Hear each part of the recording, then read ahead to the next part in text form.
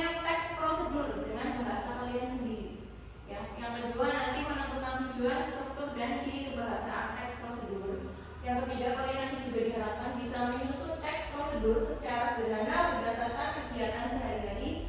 Lalu yang terakhir kalian harus bisa menyampaikan hasil kerja secara singkat dan percaya diri. Oke, itu tujuan pembelajarannya.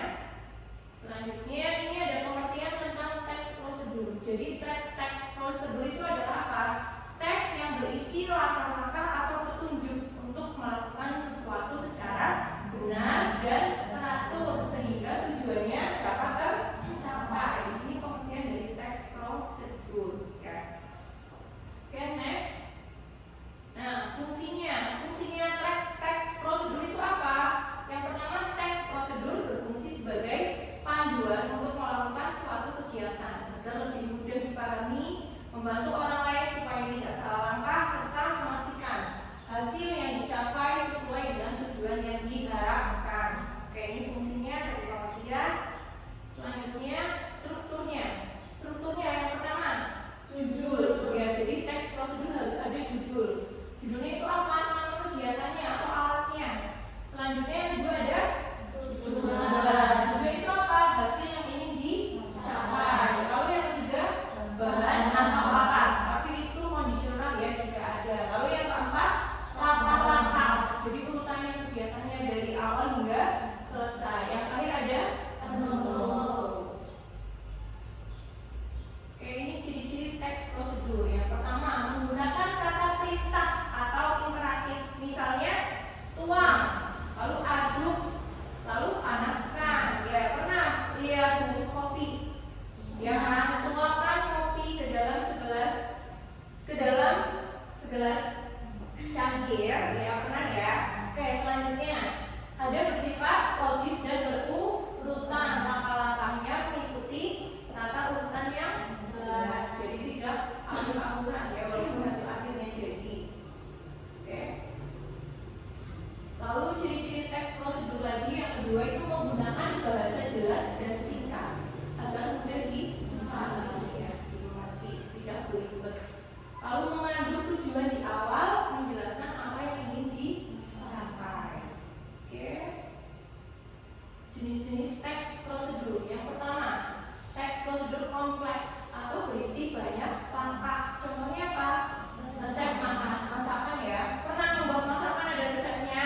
Nah, oke, yang kedua teks prosedur sederhana berisi langkah singkat. Yaitu contoh cara menyalakan lampu senter. Itu kan